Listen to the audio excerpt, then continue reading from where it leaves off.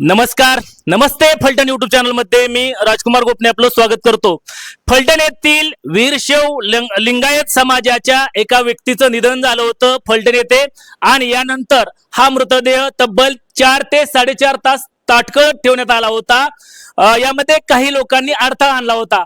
नेमकं याबाबतची काय घटना घडली होती आणि नंतर हा प्रकार कोणी घडवला होता याबाबत आपण ही माहिती जाणून घेणार आहोत. वीरशैव लिंगायत समाजाचे सर्व हे जे पदाधिकारी आहेत संघटनेचे, त्यांच्याकडून आपण या घटनेची माहिती आपण जाणून घेणार आहोत. तुमचं सुरुवातीला नाव सांगा. राजाराम विश्वनाथ फणसे. काय नेमका प्रकार झाला होता? 18 मे रोजी काय प्रकार झाला होता? 18 मे रोजी रात्री दुपारी गोवा येथे ताटे यांचा मुलगा, शशिकांत ताटे यांचा मुलगा सुनील याचा हार्ट अटॅकनं मृत्यू झाला होता. त्याला गोव्यावरून रात्री 9:30-10 वाजता फलटणमध्ये आणण्यात आलं. 10च्या दरम्यान पूर्वतयारी करण्याकरता म्हणून आमच्या संस्थेचे पदाधिकारी सगळे स्मशानभूमीमध्ये गेले. जाताना JCB घेऊन गेले. JCB घेऊन गेलेले असताना त्या ठिकाणी रामभाऊ मदने आणि त्यांच्या कुटुंबीय या लोकांनी तिथे येऊन पहिला JCB बाहेर काढला. दांडके घेऊन आलेले होते, ते मारहाणीच्या उद्देशानं आले होते. आमचा समाज असल्या कसल्या भानगडीत नसतो. मारहाणी वगैरे हा प्रकार आम्हाला माहीत नाही आहे. त्यामुळे शांततेने आम्ही बाहेर पडलो आणि पोलीस स्टेशनला गेलो. सदरची बाब आम्ही तहसीलदार यांच्या कानावरती घातली. तहसीलदार यांनी फलटणचे मंडलाधिकारी व स्वतः पोलीस स्टेशनला येऊन स्मशानभूमीमध्ये येऊन पोलिसांना बोलवून घेतलं आणि स्मशानभूमीमध्ये त्यांनी आमचा दफनभूमी करून दिला. मला एक सांगा, रामभाऊ मंदेची काय म्हणणं होतं नेमकं त्यावेळी? त्यांचं म्हणणं असं आहे की ही जागा आमची आहे. प्रत्यक्षात सदरची जागा ही 7/12 सुद्धा आमच्या मालकीची आहे. सदरची जागा ही फलटण एज्युकेशन सोसायटीच्या मध्ये आमची स्वतःची कब्जेदार काय म्हणतात त्याला, इतर हक्कदार या ठिकाणी आमच्या वीरशैव लिंगायत समाज स्मशानभूमी म्हणून त्याची नोंद आहे. सदरची स्मशान गेले किती वेळ हा मृतदेह ताटकळत ठेवण्यात आला होता? साधारण 4 ते 5 तास त्यांनी तो मृतदेह ताटकळत ठेवला. म्हणजे करूनच देणार नाही म्हणला. इथंच त्यांनी त्याचं कुटुंब सगळं आणलेलं होतं. मग तहसीलदार साहेब आले. तहसीलदार साहेब आणि पोलीस प्रशासनाने काय भूमिका घेतली त्यानंतर? तहसीलदार साहेब स्वतः आले. त्यांनी त्यांना बाजूला घेतलं आणि पोलिसांना सांगितलं की यांना घेऊन जावा तुम्ही. त्यानंतर पोलिसांनी त्यांना बाजूला नेलं आणि तहसीलदार यांनी आम्हाला दफन करायला परमिशन देऊन थोडक्यात सांगितलं की तुम्ही दफन करून घ्या. आता तुमची आगामी काळातली काय मागणी आहे? याबद्दल प्रत्येक वेळेला हा प्रकार नेहमीच असा घडत असतो. मागच्याही वेळेला हा घडलेला आहे. त्यावेळेलाही आम्ही पोलीस स्टेशनला FIR दाखल केली. कालच्या प्रकरणानंतर सुद्धा पोलीस स्टेशनला आम्ही FIR दाखल केलेली आहे. नक्कीच वीरशैव लिंगायत समाज फलटण या ठिकाणी आहे आणि त्यांच्यासाठीची जी दफनभूमी आहे फलटण येथील मधोजी कॉलेजच्या समोर ही दफनभूमी आहे. मागच्या 2 दिवसापूर्वी 18 मे रोजी एका व्यक्तीचं निधन झाल्यानंतर या ठिकाणी रामभाऊ मदने यांच्या कुटुंबियांनी या ठिकाणी त्याला विरोध केला होता. त्यानंतर पोलीस प्रशासन, महसूल प्रशासन या ठिकाणी दाखल झाले आणि तब्बल 4-4.5 तास ताटकळलेला मृतदेहाचं दफन या ठिकाणी करण्यात आलं होतं. आणि त्यानंतर आज दिनांक 20 मे रोजी हे सर्व वीरशैव लिंगायत समाजाची जी काही कमिटी आहे, फलटण शहरातील जी संघटनेचे पदाधिकारी आहेत, यांनी आज फलटण येथील फलटण विश्रामगृह या ठिकाणी पत्रकार परिषद घेतली होती आणि त्या ठिकाणी त्यांचं म्हणणं मांडलं होतं. यामध्ये प्रत्यक्ष सोमवार दिनांक 18/5/26 रोजी रात्री 11 वाजता दफनभूमीतली घटना घडली.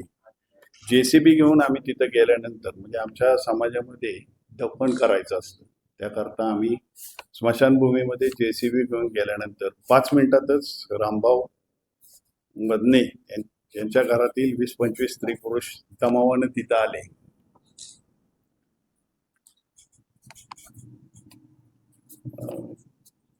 एकदम येऊन काहींच्या हातात काट्या, दांडके अशी होती. सर्व लिंगायत समाजाच्या दफनभूमीजवळ येऊन JCB चालवणाराच JCB आत घातल्यास मारेन असा दम देऊ लागले.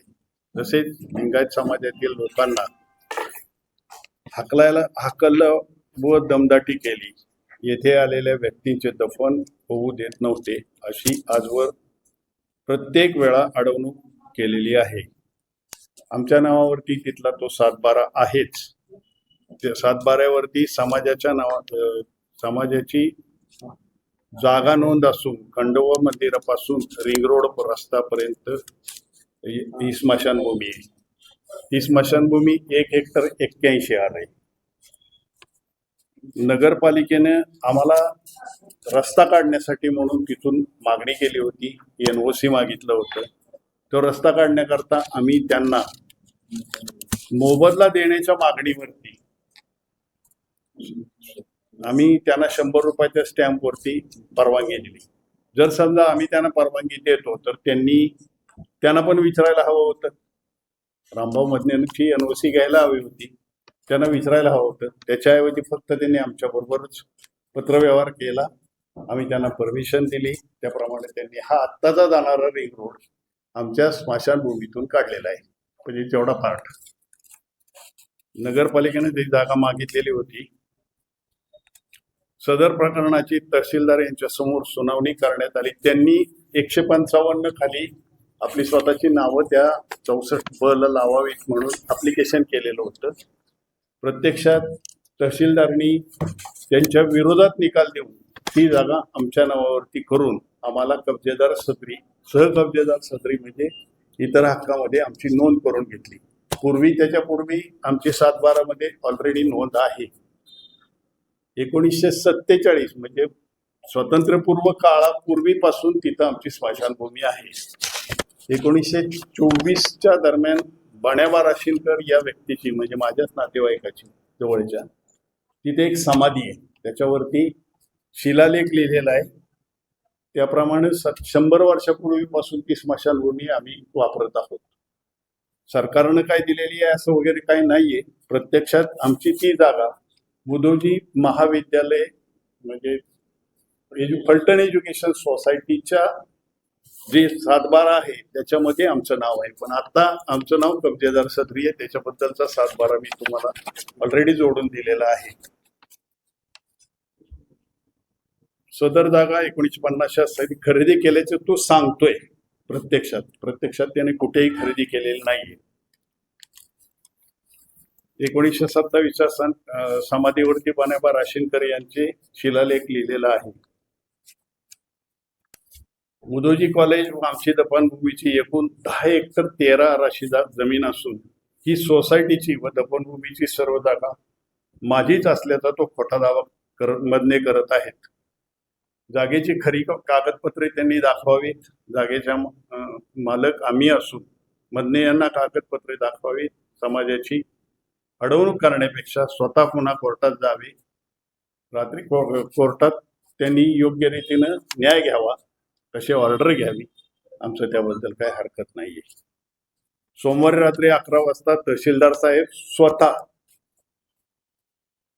ह्या लिंगायत समाजातील व्यक्तींनी आम्ही संपर्क साधला तहसीलदारच्या बरोबर. तेव्हा तहसीलदारांनी स्वतः मंडलाधिकारी फलटणचे त्यांना घेऊन स्वतः तिथं हजर झाले. पोलीस अगोदरच हजर होते. तहसीलदार येणार आहेत म्हणून पोलीस अगोदरच हजर होते. दफनविषयी संवेदनशील विषय असल्यामुळे तहसीलदार यांनी न्याय बाजू घेत आमची न्यायाची बाजू असल्यामुळे तहसीलदार आले आणि त्यांनी आमची बाजू घेत कुटुंबास्थेतून म्हणजे मधले कुटुंबास्थेतून बाहेर जाण्यास सांगितले. उलट त्यांच्या तहसीलदार यांच्या अंगावरती त्याने अरेरावीची भाषा केली, अंगावर धावून गेला. तहसीलदार साहेबांनी पोलिसांना आदेश देऊन मधले कुटुंबास ताब्यात घेण्यास सांगितले. पोलीस स्टेशनमधून घेऊन गेले. त्यानंतर आम्ही दफनविधीचा संस्कार संपल्यानंतर त्यांनी घरी सोडलं. या सर्व प्रकरणात तहसीलदार साहेब, मंडलाधिकारी व सर्व पोलीस यंत्रणा यांनी आम्हाला योग्य न्याय देऊन दफन विधीचा कार्यक्रम शांतपणे करू शकलो. त्याबद्दल तहसीलदार साहेब व पोलीस प्रशासनाचे आम्ही संपूर्ण लिंगायत समाज आभारी आहोत. या प्रकरणाची FIR कालच आम्ही पोलीस स्टेशनला दाखल केलेली आहे.